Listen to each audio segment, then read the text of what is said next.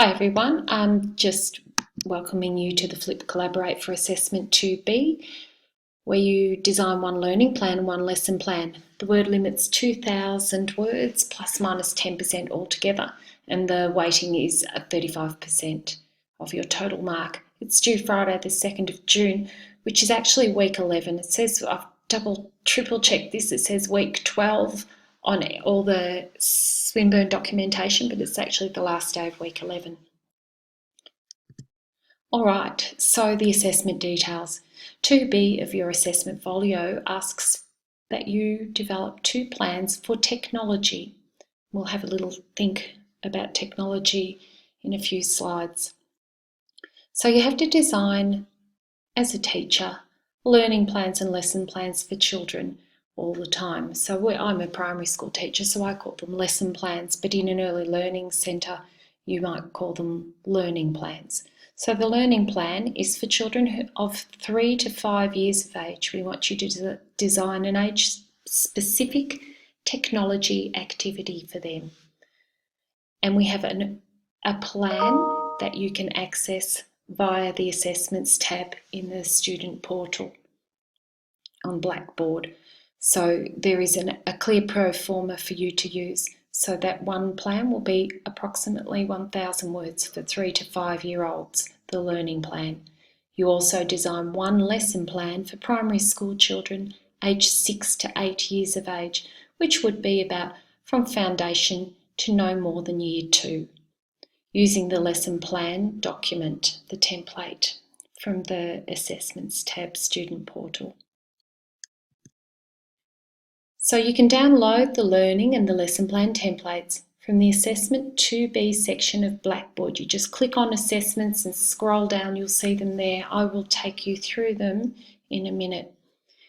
It'll also be a good idea to have a look at the examples of these plans, which actually we'll look at now. Now, sorry I have to end the show. I've been trying to work out how to do this without ending the show, but here we go. So you go into the student portal and Blackboard, click on Assessments, which I'll show you now, and you scroll down to Assessment 2B. Now, before you open the document, that'll have all the rubrics and everything you need to get on track in there, but it has a few steps of how we prepared for this part of your learning in this unit and how you've prepared for this assessment, so all the weeks that led up to it. It's kind of a sequential thing, and this is how we're finishing up. So part B, the learning and lesson plans. In order to prepare your learning and lesson plans, you must use both of these. So you have to use one learning plan. So I'm just downloading that and opening it for you. So you'll download it, open it up. I'll go through this in a little more detail in a few minutes, and you'll find the learning plan there. You do have to fill in this pro forma. We do not want you to change it. We don't want you to take any words out of it. Leave them there. They're not counted in the word count. So that is the actual pro forma that you use. Don't make your own and don't change them, please. And so that's the learning plan. The lesson plan looks pretty much the same. And I'll show you here. So here's the lesson plan. So you'd have a title, what the topic is, your links you would put in here to the Australian curriculum, the content descriptors, strands and substrands, and all those things there. And you fill this in, but leave these words here. That's fine.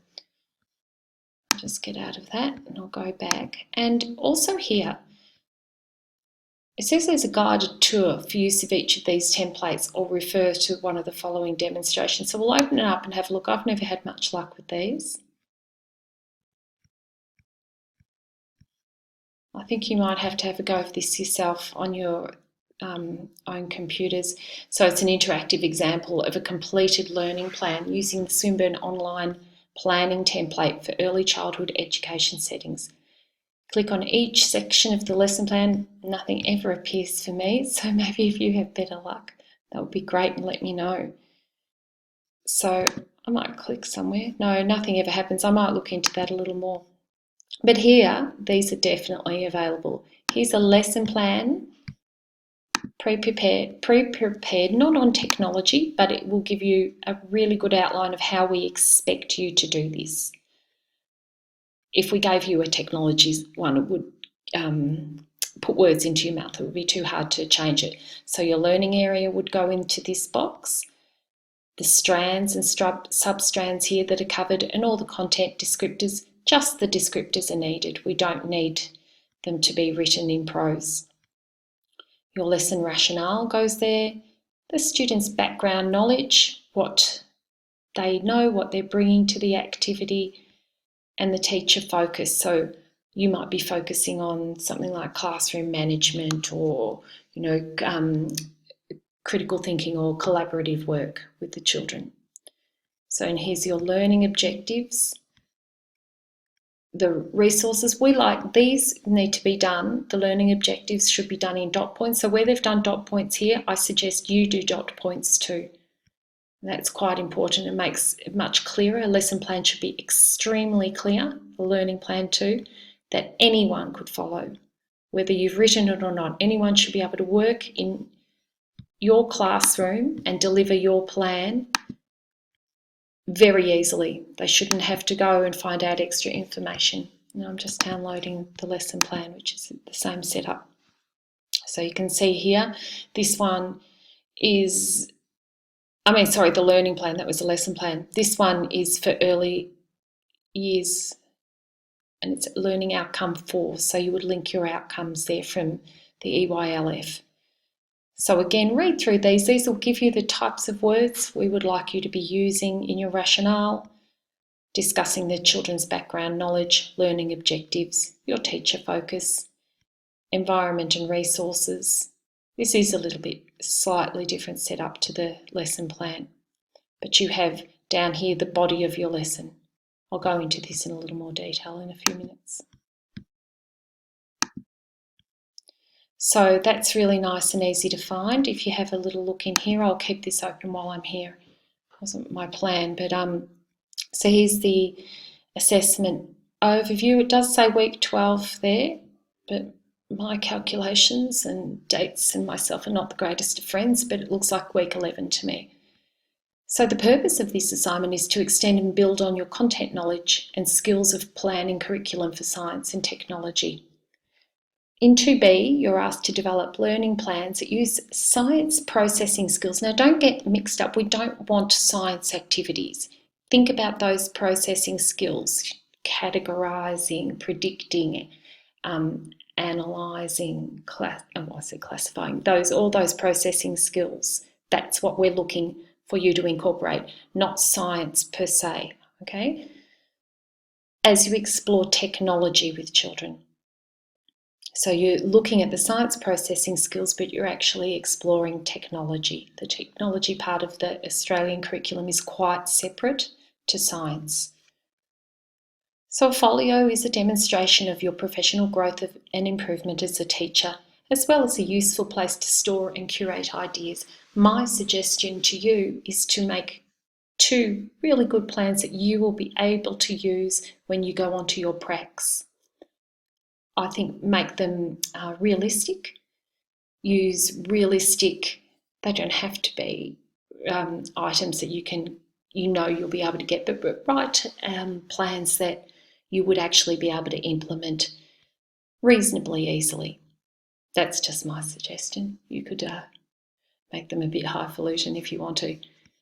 Assessment details. 2B of your assessment folio asks you to develop the 2 plans, one for early childhood, 3 to 5 years of age, one plan for primary school children, 6 to 8 years of age. Each one is 1,000 words. Total of the assignment is 2,000 words. So as I said before and showed you, you can download the learning and lesson plan templates, which we do not want you to change, from the Assessment B section of Blackboard, and look at the examples of the plans. The plans must include, it says should, I say must, include a focus on learning about design or digital technology. I'll talk to you about the differences between them, and that will come up in your readings, obviously. It must include a rationale. So why did you choose the topic? This is where you bring in your academic references, so you underpin your knowledge, conceptual understanding and relevance for that age group. You use supporting references there. You must use supporting references. We do expect that. So some of the readings from the group, why are you choosing this topic? Why are you teaching that way? How is it beneficial for the kids? Support it with a good range of academic materials. Your objectives. So an objective is, what do you intend for the children to learn? So what skills do you intend for them to develop? So make sure that your objectives are written using the principles of SMART. I have a slide for this, so I'll go into that in a few minutes. So keep that in mind as you go planning it, and it will make it far more logical and realistic. So you need to, as I said before, support your discussion with relevant academic references. You all know how to submit it, so via Turnitin, see the Assessment 2 section of Blackboard for more detailed information. So the assessment criteria, learning plans, so planning, curriculum and curriculum focus, knowledge of environment and resources, so where you're teaching, what you're using, what's available, what is appropriate for that age. Overall knowledge, understanding and teaching strategies, so that's where your professional reading comes in to support what you're saying. We want these to be well-planned lessons. Why are you teaching that way? What good strategies are you using in your activities? And not that you're just making up as you go along, things based on what you've been learning throughout your whole course and in this unit. So your overall knowledge and understanding and teaching strategies. Academic expression and referencing. So your work will be assessed, and this is what we mark to. We always mark to our rubric. So you keep these things in mind, and then you go back when you've finished and you make sure you've checked all these things off. So criteria 1, learning plans, planning and curriculum focus, 30%, that's pretty high. Some attempt has been made to establish contextually relevant learning objectives that make connections to the curriculum focus. So the curriculum focus is, what are you teaching? What element of, say, design or digital technologies are you teaching? Is it relevant? Have you designed an appropriate lesson that meets those objectives? The curriculum focus is mostly relevant with appropriate design or digital technologies. So credit as per pass, and it gets a little more complex. The relevance of the learning objectives, rationale and their connections to the curriculum focus are clear. So we do want clarity. When you write a lesson plan, it is absolutely essential you use as few words as possible. You use directive language. We don't want elaborate explanations. They should be incredibly easy to read, like a recipe. So you keep it clear, you keep it succinct. Don't use extra words. Go back, eliminate anything you don't need. We want really, really direct language that anyone could pick up your lesson plan and they could follow it. They don't need to try to work out what you mean or don't understand. It should be absolutely clear, like following a recipe. So for a distinction as per credit, a clear rationale with supporting literature, clear, relevant and well-structured learning objectives that make accurate connections to the lesson rationale and curriculum.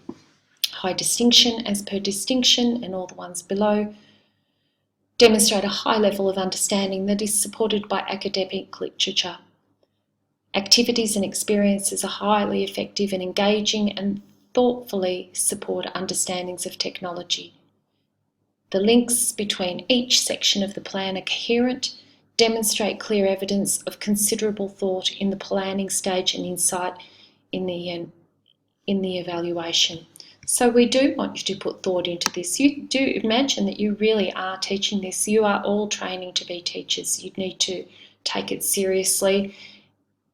I often plan for what will go wrong, and you can actually think like, you've got to plan in a realistic manner because you're working with little kids. It needs to be very clear. It needs to use appropriate materials for the age group. You need to consider classroom setup and all sorts of things like that. So imagine that you're actually delivering this lesson. It will make it a lot easier. All right, criteria 2, learning plans, knowledge of environment and resources. So a brief explanation has been provided in the way in which the learning environment will be prepared to ensure safety and optimise learning. Relevant resources are included. Now, never underestimate setting up your classroom. For little kids, you need to be set up prior. You need to have all materials easily accessible for the children, or if they, sometimes it's best to withhold them and not have everything out at once, and so it doesn't cause distraction. Also, you need to think about safety all the time when you're planning lessons. And believe me, it's true. Even the classroom setup, how your room is arranged for that particular activity, because you can rearrange rooms, it's quite important to consider that, particularly for some of the design technology activities which use a lot of equipment, and for digital technology activities that might involve using things that are plugged into walls and things like that. So you need to consider safety at all times. For a credit as per PASS, detailed consideration of the learning environment and resources. And resources are the materials you use. If you need to dot point all the materials that you will be needing for your activity. As per credit for a distinction, photographs or drawings give examples of effective learning environments and resources. Now, we haven't mentioned this before, but it's actually really good to use an appendix, or sometimes you can pop little diagrams into the learning plan or lesson plan of the resources you might be using or how you might have your class set up. But you can also, it's probably easier to do this as an appendix. Now, we understand you don't have access to a classroom to do things like this, so maybe you can get an idea or a picture from the internet, but do acknowledge where you get your sources from, please. But you can do just a little diagram or some photographs of some of the materials you might use. So that just shows us you've been thinking a little more deeply about making connections with your activity. So criteria 2 for a high distinction, a diverse range of engaging and contextually relevant resources have been planned and implemented. Now, this isn't asking for photographs, but to get a high distinction, you would have to at least include some illustrations or photographs to provide examples of the effective learning environment and resources or resources. Criteria 3, so your overall knowledge and understanding of the teaching strategies. So to pass, we want to see some conceptual understandings of science and technology are demonstrated in the video, in the folio, and examples are age appropriate. So even for a pass, there must be age appropriate examples that link with the conceptual understandings. And it says understandings of science and technology. Sometimes you'll find that the technology activities will overlap and complement science beautifully, but just be careful that they're not purely science. So to pass, an adequate attempt has been made to detail each stage of the lesson and sequence it logically. Teaching strategies that aim to engage children are evident within the learning stages. So we're looking for a logical, well-sequenced body of your lesson that is in order for anyone to follow. And that's the minimum requirement. So for a credit, learning plans and folio contribute to children's interest and knowledge. Teaching strategies are effective and the links between the strategies and all parts of the learning plan flow seamlessly. So it really makes sense, really easy to follow. As per credit, for a distinction, examples of teaching approaches, so how you're going to teach, what sort of strategies you're using, provide rich learning opportunities for both age groups. Familiarity with a wide range of effective teaching strategies is effective. So for a high distinction, as per distinction, examples of explicit and systematic teaching approaches of science and technology are evident. A range of effective and contextually relevant teaching strategies have been clearly identified and incorporated throughout the learning strategies. And as always, academic expression and referencing. I won't read this one out. We just expect you to reference APA style. Do your best. Please have a look at the referencing the Australian curriculum. There has been some changes there for the updated curriculum. So go in there and check out the Swinburne APA referencing style guide, which is fantastic. We expect that you proofread, and we expect clear language, and always get somebody to proofread it, please. And this is a little bit different than writing an essay, so we do expect the direct languages and short sentences, and we would like it to be well structured. Now, I'm going to get out of this and go back to our slides.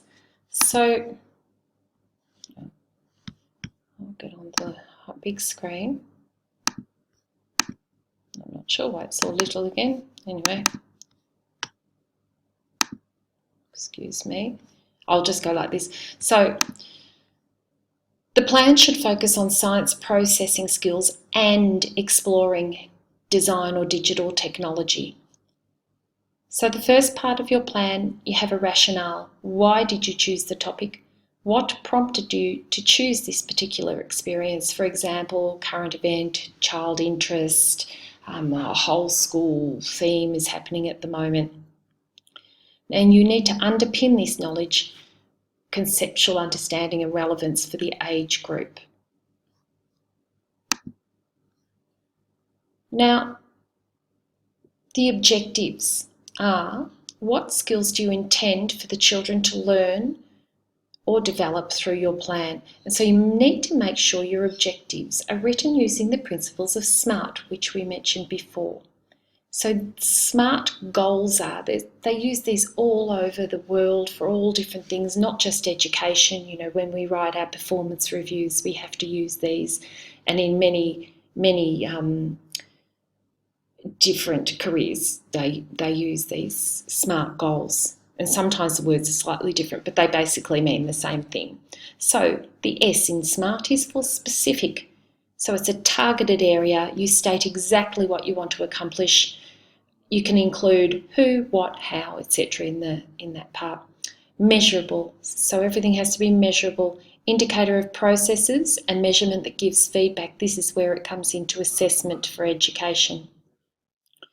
They need to be achievable.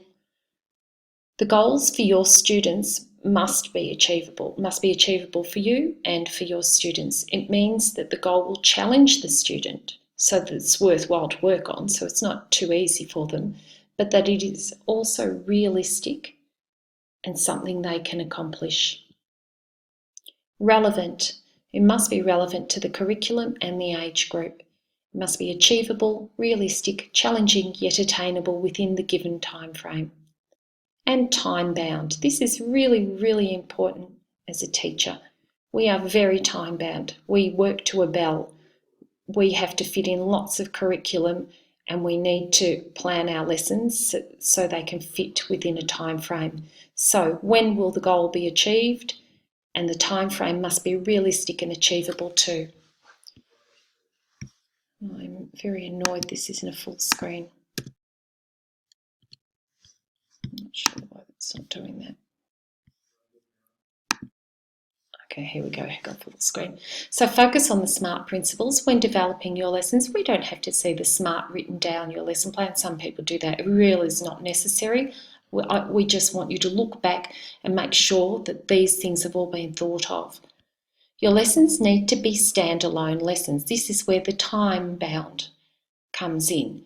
So not a series of lessons, not a unit of work. Yes, it could be part of a unit of work, but it is one lesson. With little kids, a lesson doesn't go for long. You might be doing it in small groups, you might do it quite a few times, or it might be a whole in an early learning centre, but in a primary school would generally be a whole grade activity with with foundation to year 2. I wouldn't make a lesson more than 90 minutes. Maybe, depends what it is. If there's a few changes in the activity, it could be a little bit longer, but it wouldn't go for a really long time. It would be a realistic amount. So you need to support your rationales with relevant references from unit and wider readings. Now, the Swinburne Library is fantastic. Google Scholar is also another excellent place to look for wider scholarly references to support your rationales. APA referencing has to be adhered to consistently, and I've just written here, please note that the sole guide to referencing the Australian curriculum has been updated, so check for that. Now, what's the difference between, whoops, I did really rush. Oh no, I've gone back. I'll fix my spelling mistake up there. Design technologies.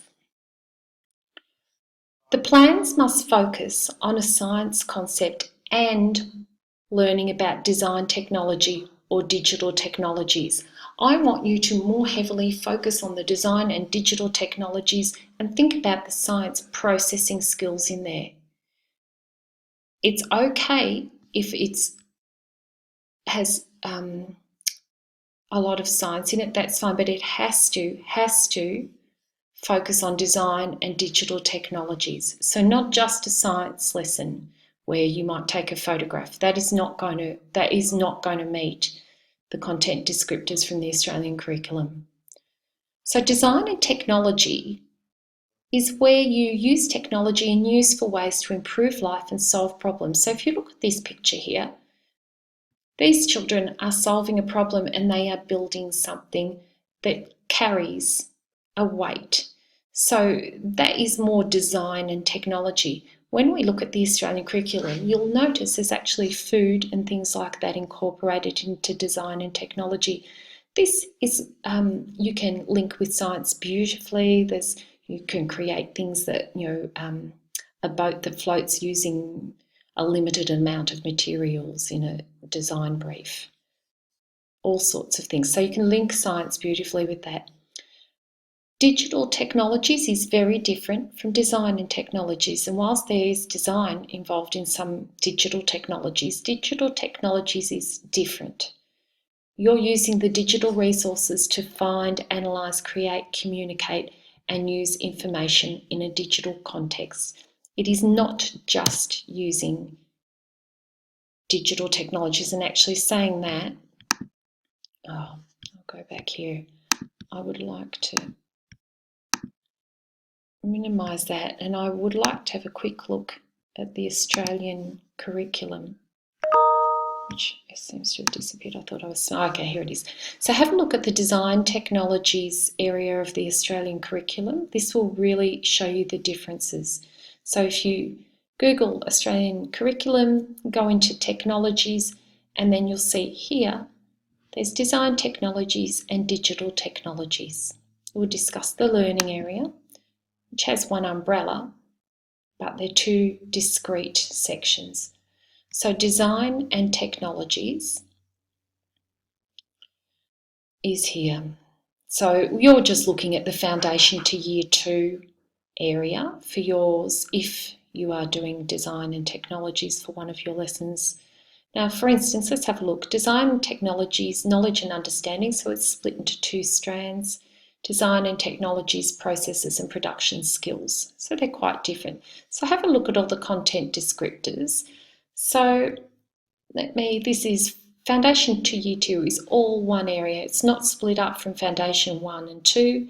This is by the end of grade 2. This is what we hope the children have covered. So I might look at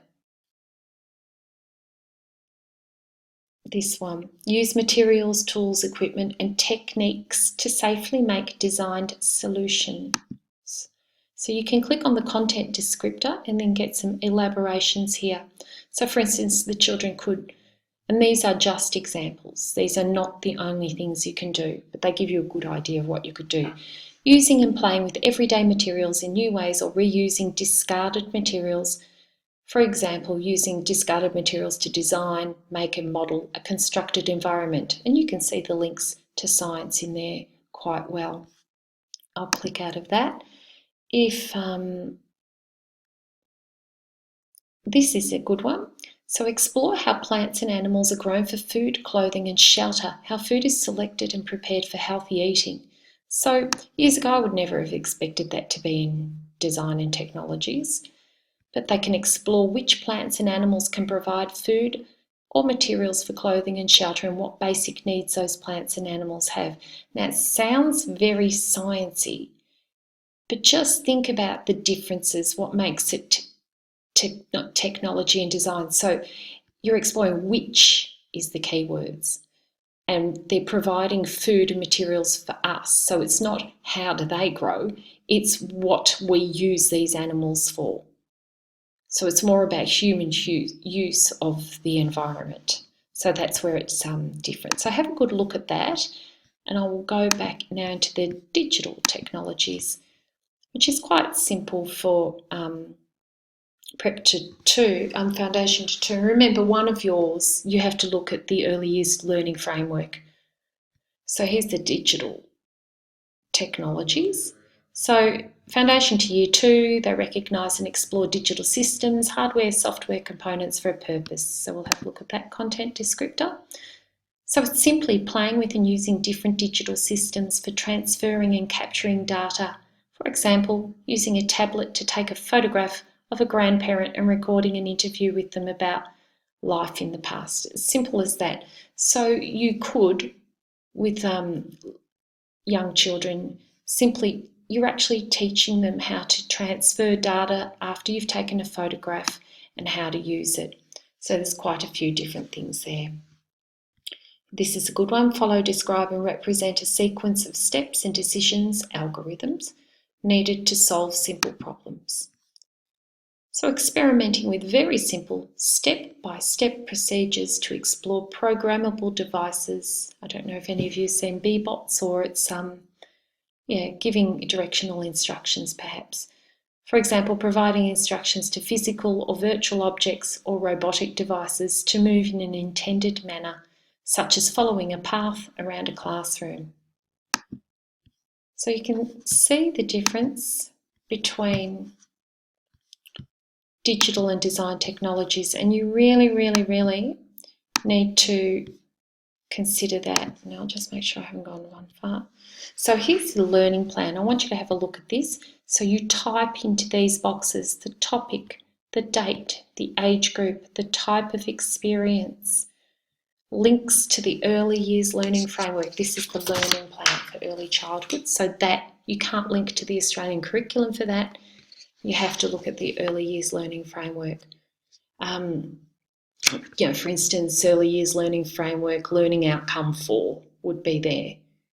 And the content and concepts would be design, technology and physical sciences could be. So your rationale, why did you choose the experience? That is covered in the rationale discussion here. So, you provide a reason why you have done this with the children. You need to use academic sources to back this up. Here, the children's background knowledge, what is your starting point? What does the child or do the children already know? What have they done before? How does this experience connect or to build on their existing knowledge or interests? This is covered in your rationale too. Well, it's actually not. I think that should just be typed there, but it's part of your rationale, if you know what I mean. The learning objectives, so this can be dot points here, so for the children to extend their understanding of why things, why some shapes hold weight better than others, or something like that. And so your teacher focus intentionality, you could be looking at collaborative work or developing dispositions such as curiosity or creativity, something like that. The teacher focus or intentionality, what areas will you concentrate on? For instance, teaching strategies. What would you like to do? Classroom management or open-ended questioning, things like that. Oh, sorry.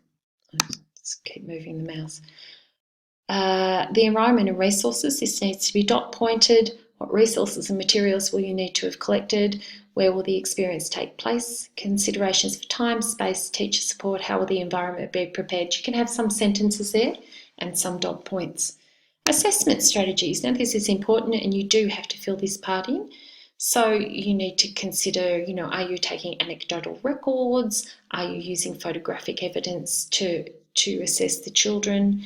Are you, do you have a checklist, of some of the criteria in the outcome from the early years learning framework?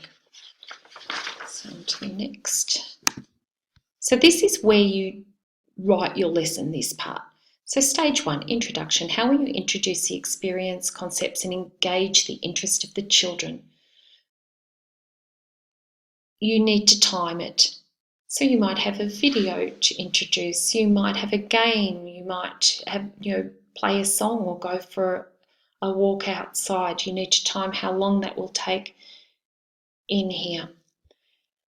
So the pre-service teacher's actions, that's what will you be doing during this time? What prompting questions might you need to prepare? How might you need to assess and record learning? How will you cater for individual differences? And do think of that, because there are always a range of children, even sometimes children with special needs in your classroom. How will you cater for them?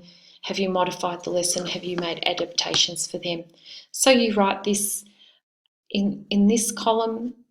I've just changed the colour, obviously. It doesn't look like that in the assessment guide. So you write that maybe in dot point form for clarity. It's because it's step by step. So stage 1 is your introduction.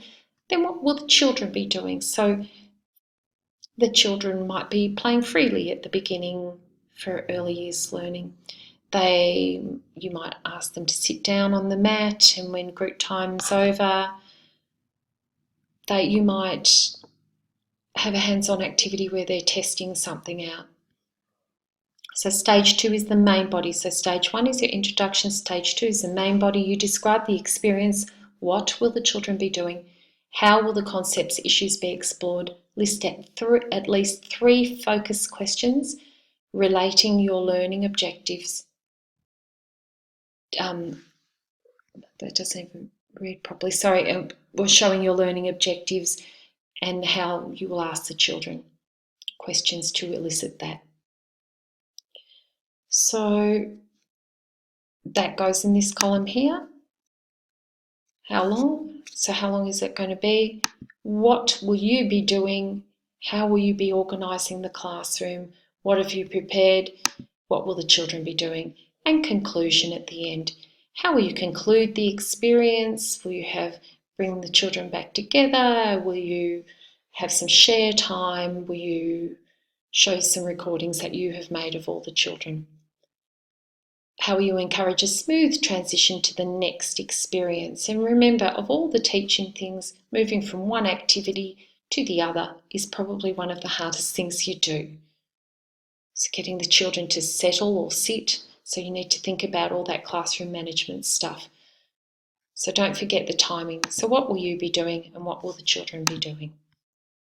Now this part's a little bit, you don't have to fill all of this in. So the evaluation self-reflection. Now in the red here, it says, although this is not essential to complete this part of the plan, it's actually good practice to include some reflective questions of your practice. So for instance, did the timing of the lesson plan work well? Were the students engaged? You know, it's a bit hypothetical. You can make up something here, and it's quite good to fill in this part. And the follow-up, are there any areas you would like to follow up, emerging interests, concepts to explore further? You would have to do this on your pracs, all right? So this is not something you would not normally do. You would normally do this. We would like maybe something written here. Don't write anything in the mentor teacher's comments or the pre-teacher final reflection. So here's the lesson plan, same concept, lesson title, date, year level. It's a little bit more structured. Topic, how long does the whole lesson go? Links to the Australian curriculum, learning areas, strands and substrands, content descriptors, just the descriptors will be fine. Here, lesson rationale, what influenced your choice? As in the learning plan, it's a similar concept. Background knowledge, what's your starting point? What do the students already know? What have they done before? So have they done prior learning? Is this part of a unit of work? And this is, you know, developing a concept that they've been working on. What areas will you concentrate on yourself? For instance, classroom management, voice, body language, student motivation. Learning objectives, what will the students learn? Learning environment and resources. Now this in the lesson plan would definitely be dot points. You might have an opening sentence, but I would use dot points here. And what would the students learn? Definitely dot points for that. Here's the body of your lesson. So stage 1, introduction. How will you gather your students? So you've got an approximate time. What will you be doing? What will the students be doing? Now remember, most lessons, if you have been on pracs, you'll see that the teachers do engage the students with a story or a video or a game or some kind of activity to tune them in. So the body of the lesson is usually hands-on, and we really do want to see hands-on active lessons, and think about not making them too long. So what will the children be doing? What will you be doing? What will the children be doing? And again, stage 3, conclusion. How will you draw the lesson ideas together so that the students can evaluate what they have learned? So it's very important that you have, I like to think of it as whole class intro, small individual activities or group children working together, and then a whole class come together at the end where you share your ideas and share your learning, and you can provide feedback for building on understandings. Again, down here there's an evaluation section. You don't have to fill this in, but it might be good practice to have a think about the timing, have a reflect on that, and engagement of students. So this part would be hypothetical. And down here, no teacher comments and no mentor comments. So here's some questions. Do we have to integrate both science and technology into the learning experience? I know I sort of said a couple of things on that, but yes, you do. It does actually say both, but just be careful it's not a science activity, a science-only activity. So it can have elements of science. I really do want you to consider the science processing skills. If you look at the rubric, it does say that. And they're also actually really good skills for the children to develop. So tips, check curriculum documents to make sure your lesson plans are pedagogically valid. Why have you chosen these experiences? How does it meet the EYLF and Australian curriculum document descriptors? Look carefully at the curriculum documents for different digital design technology options to incorporate. Simply including the use of an interactive whiteboard or a video will not meet the criteria. It will not meet it. So you need to think more deeply than that. The students need to be clearly developing valid technological concepts within the lesson. Make sure you include links to content descriptors for both science and technology in your lesson plan. Clearly note in the content concepts being explored section the science and technology that will be explored.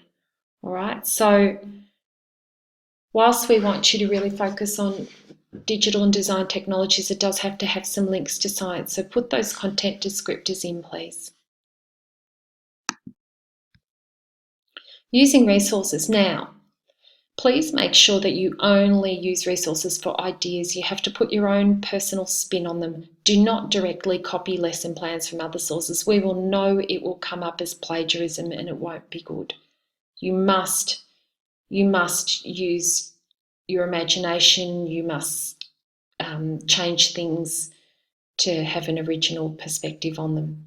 Make sure you acknowledge any sources you do use. And here are a few ideas that might help. Scootle is fantastic, absolutely fantastic. It's got science, technology, engineering, maths, all that stuff, so you'll be able to make some strong links to activities there. ABC Splash is great. It's lots of videos, lots of engaging activities, and might be good for introductions. Cool Australia does have quite a range of activities. It's not something I've used a lot, but I've noticed it appear a fair bit, so you might find some good stuff there. For digital technologies specifically, so this won't meet science or design and technologies, but CS Unplugged, I'm not very familiar with it, but I have it on a good recommendation to say it's one of the best digital technology sites. You can find lots and lots of activities. It's a New Zealand site. And DigiPub, which is a Victorian education site, which could give you some digital technologies activities. Just be aware of the digital technologies. They can be, don't make them too sophisticated, because you're either doing it for preschool children or foundation to year 2. So they wouldn't be really too challenging. So make sure everything's age specific. We will have the official live collaborate in about 3 weeks. So after assessment 2B's in, might even have it a little bit later. So watch this. If you have any questions, please, your assessment 2B discussion boards and forums are ready up for you to ask questions. And in the next few weeks after assessment 2A is in, we'll be putting a little more information there. This is early for those early birds. So please ask questions all the time and refer to the rubric too. Thank you. I hope this has been helpful.